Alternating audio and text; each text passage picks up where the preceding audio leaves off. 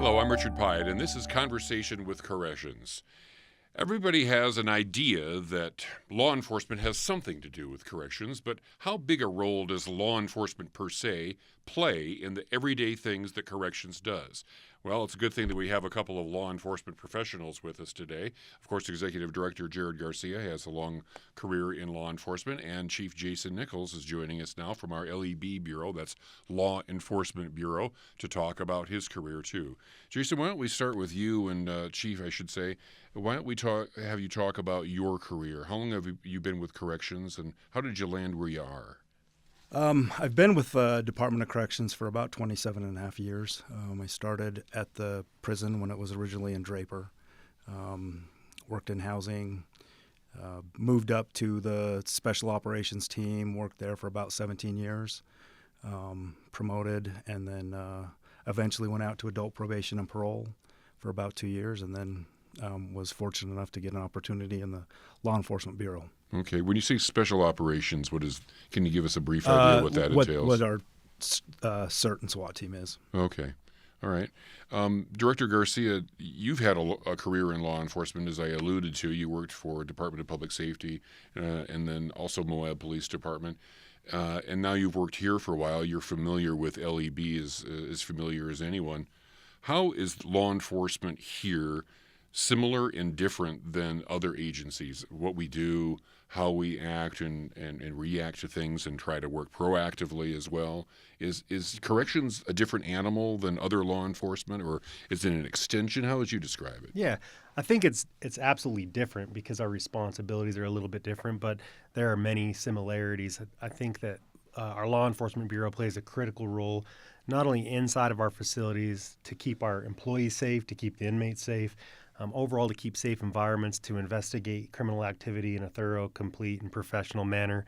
But also, I think we're expanding our capabilities by partnering with our external law enforcement agencies, our federal partners, to keep our communities safe. And I think that's where we're changing a little bit and bringing some of our years of experience into corrections.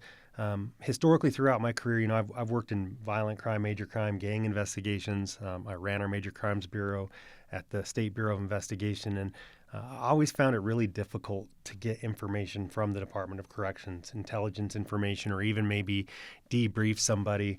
Don't get me wrong, they were accommodating when I had to investigate somebody or interview someone related to a crime, but as a whole, it was pretty tough to get that information. And so now we partner with multiple task forces throughout the state. We're leveraging the intelligence and information that we get from the prison to create public safety outcomes that are positive in our community, to prevent victimization, and to really show that we play a critical role in the public safety and criminal justice system. And now we're able to highlight it. We have an amazing chief here and an amazing team. They do great things, and I think this is just the tip of the iceberg on where we're at today. Yeah, Chief, I know you've got a lot of things that you're working on and that we can talk to you about that involve technology and this cooperation. But let's kind of start with the basics and just have you talk about when you talk about the various duties that we have. Obviously, we have officers that are guarding some of the residents at our facilities, and that's a definite, obvious law enforcement role. But we've got other things too. Can you kind of describe in a brief way the various aspects that LEB covers? Yeah, absolutely. So as Director Garcia said, we have several task force partners. Several of our agents are on the task force throughout the state. We have the CERT, SWAT. And what does CERT stand for? Critical Incident Response Team. Okay. They handle a lot of our incidents inside our facilities and also on the outside. We've got a full-time fugitive team, and then we've got obviously our investigators that handle our criminal cases at our facilities, and they also do some stuff on the streets. How often is there a critical incident inside our facilities? Does that happen all the time? No, I wouldn't say all the time. Occasionally it does. I think, when we talk about some of our goals, reducing violence is one of those goals, and we've seen a reduction in violence, and that's critical for us. So I would say I shouldn't say the key word, but things have slowed down a little. Oh, that's good. So it is good. And then with the fugitive unit, things happen. that cooperation that Director Garcia spoke to there, that seems like when that would really come into play when we need assistance in locating someone. That seems like those partnerships really come into play. Absolutely, it's critical. I mean, we've got, like we said, we've got several members that are part of our VFAST teams out in the communities. So that partnership is critical when we're trying to apprehend those who aren't in compliance. Director Garcia, our mission statement, working together, transforming lives, protecting communities. How does LEB play into our mission statement every day, would you say? Well, I mean, they play, like I said, a huge role in that. When we talk about the primary responsibility within our facilities, we want people to be able to enter our communities. And we talk about this all the time, how 95% of the people in our care are going to join our communities. And we want that to be done as safely as possible. And we want them to be successful. We don't want them to come back to prison. In order for them to be successful, we have to create safe environments by leveraging information and intelligence. We have to take swift action when an act of violence does occur to show that the community that they will be safe if something happens, that we'll be responsive, that we're going to be thorough. Like I said, when we investigate, and we're going to hold people accountable. So that's a big part of this. But also, we can't forget that there are still people in prison that control criminal activity out in the streets and out in our communities. And that's where we can play even a bigger role in overall public safety outcomes. We really do have amazing people. We could talk about our capabilities all day long. We have probably one of the best, if not the best, canine program in the country. I don't know if the chief's going to get a chance to talk about that, but our facilities are second to none throughout the state, and those dogs play a key role in keeping our community safe, not only within the facilities, but also out with adult probation and parole. Again, having really great partnerships with our local chiefs, our sheriffs, our federal agencies is also critical. They need to be able to trust that we have professionals working at the Utah Department of Corrections, and that will go a long way in solidifying those relationships and building really strong cases that are actually prosecutable in the community. But at the end of the day, we want safe facilities so people can turn their lives around, and we really want, it's my number one goal and priority is for our employees to be able to retire mentally healthy, physically healthy, and not be harmed while they're at work. And so the Law Enforcement Bureau plays a really key role in keeping our people safe.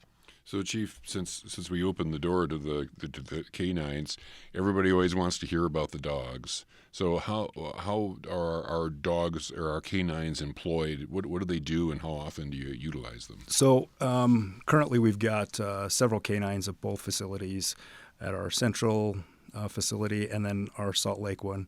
They are trained in apprehension or patrol work, and then also narcotic work. We've got several that are trained specifically in just narcotic work. Like I said, they're used daily in our facilities. We use them at the community correctional centers, and also with agencies who need assistance throughout the state during the day. So we've got the dogs helping us with some of the mechanics of it, but we're also, for both of you, we're also utilizing technology in a big way. We have our new Iris Center.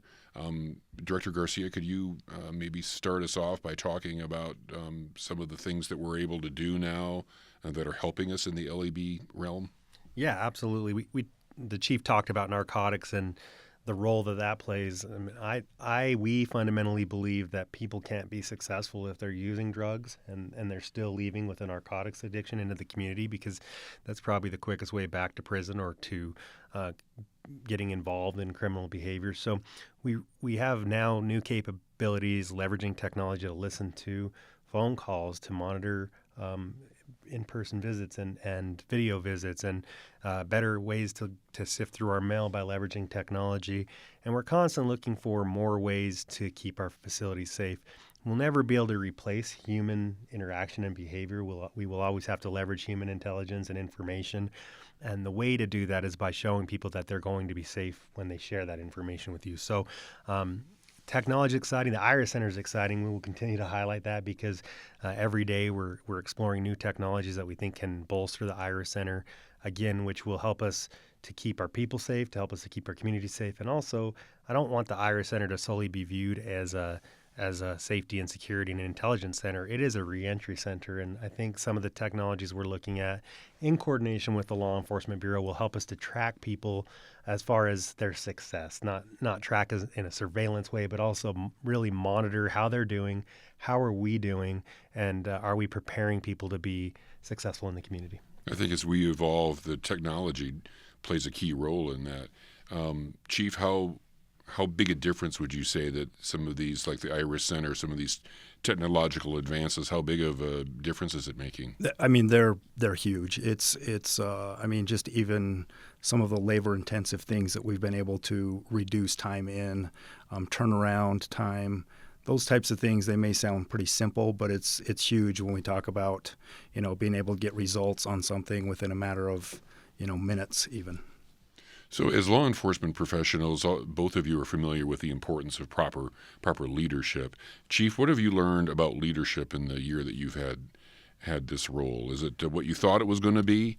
Have you learned a lot? Are you able to employ some some philosophies that you think work? Yeah, I mean, I've been fortunate throughout my career. I've had a lot of good mentors, and I think the things when you talk about or when you ask, is it what I expected? Yes and no, I guess, is the answer. I'm kind of, I want to be one of those leaders who supports our staff when they call day or night. I want to be able to give them guidance and direction, but really I kind of want to stay out of their way too. I don't mean not be engaged, but let them grow and do the job. That's really important to me, to be able to do that. And Director Garcia, you're in a leadership position too. You've been in a leadership position for a while, but I know there's all kinds of seminars that can happen, and they teach leadership. But then also you draw on your own experience, what speaks to you. What have you learned about providing leadership in a law enforcement environment in particular that you think works and speaks to people, other than just spouting philosophy and talking points to people? Yeah, I mean, first of all, I want to give credit to our chief here. He works very hard, and I know that there's nobody that cares more about success than Chief Nicholes, and so thank you for your leadership. For me, I just think I'm gonna shift a little bit in the fact that I want a department full of leaders. We empower our officers to make decisions that involve people's safety, their security, their ability to move out in the community. We at times legally, you restrict some freedoms legally, right? I mean, we execute search warrants, we detain people. These are all really big decisions that have to be made. And in order for us to be successful, we have to develop a whole entire department full of leaders. And so you talk about the seminars and things like that. I've attended all of those, and you learn a lot of great things in those seminars. But to Chief Nicholes' point, I've learned a lot of leadership principles from leaders throughout my career, mentors throughout my career, and many of those things I've thought that's exactly how I want to lead, and then there's times when I've thought that's exactly how I don't want to lead. And so for those in our department that are leading or want to be leaders, again, I want everyone to be a leader, but also leadership, it's not rank or title. It's just about being involved. It's about caring about what we're trying to accomplish, our mission, our vision, our values, caring about each other, being present, not hanging out in your office, but actually being out with your teams and looking out for one another, and actually looking out for the people that are under our supervision, right, wrong, or different. Maybe they're still making poor decisions. Maybe they're doing the wrong things still, but it's still our responsibility to keep them safe and do our very best to prepare them to reenter our communities. So I guess the challenge I have for the department today is don't think about leadership as your title. Today, there's no better day than today than to start being a leader, and we are here to help you to learn those principles, and we're here to listen on how we can do better as well. It seems like valuable employees, are created in the training process. Has the training process, is that something that you've adjusted or that you can adjust, or what have we done here in the department? Yeah, absolutely. I think when you talk about training, I mean, things evolve. Everything evolves, and if we don't evolve in our training and our concepts, we're going to be left behind. And we have to be leading edge, just like everything else. And so that's absolutely we have to. Yeah, I would add to that. I've challenged Deputy Director Schoenfeld in the training division to be the best training division in the country, because I talk about the importance of us being the best agency in the country. We can't be the best unless every person here wants to be the best version of themselves, and we have to look at ourselves in areas that we need to improve. The training division's already started to reach out to agencies throughout the country on some things that they're doing, best practices. And what we're finding is we are actually way ahead of the curve in many instances. And so actually I just was talking with Deputy Director Schoenfeld about that like half an hour ago. And I told him, well, that's great, but we can never be satisfied. We have to continue to look for ways to improve and deliver training in a more efficient and effective way. The Law Enforcement Bureau is a huge example of that, because they have to know, in addition to corrections work and the community supervision work, we have to train them on the most up-to-date tactics and skills related to entries, whether, if it's an apprehension, it could be an execution of a search warrant. It could be so many different things. Also, they're being tasked to investigate crimes and criminal activity. And so we want them to be thorough, complete professional fact finders, because we have to deliver the very best services. As a state agency, that's what the public expects from us. And it's up to us as leaders to deliver the very best training, the very best leadership, the very best tools in order for our people to be successful. That's right. And all the support staff, the administrative offices everybody's got to work together. Everybody has to know that we've got each other's back, I think. That seems like an important part. Well, looking ahead for both of you, what does the future look like for LEB, Chief? What do you have in mind about what you'd like to see? I think, as a whole, it's continuing the momentum that we've started, and that's, reducing violence and narcotic interdiction. As Director Garcia said, with those who are getting released in our communities, it's crucial to have a safe environment, whether it is in our facilities or out in the communities, and to release those who are sober, because that's critical. So continuing with this momentum, holding those who need to be held accountable. What would you say, Director Garcia? Garcia? I think the Chief hit the nail on the head. I also think we can't forget that we are a people-based business. And when you talk about the Law Enforcement Bureau specifically, we have to have people that want to be law enforcement officers. They want to be investigators. They want to learn and invest in their skills to handle the multitude of duties that are expected from them. And so we're going to continue to invest in our people, into their training, into the technology. We're going to continue to leverage information and intelligence and work with our local, state, and federal partners. And we're going to leverage technology and look for ways to be more efficient and effective, because their duties and their responsibilities are immense. We want to keep our facilities safe, we want to keep our people safe, and we want to keep our families and our communities safe. We're going to tell that story much better too, which is why your role is so important, and this amazing comms team we have, our leadership. We have to tell the community how important the Utah Department of Corrections is and corrections work as a whole, because the story's been undersold and undertold for many years. I think we're getting ahead of it, but the more people know about the role we play, the more supportive they're going to be, because we are the backstop of the criminal justice system. And there's a lot of misconceptions about it as well.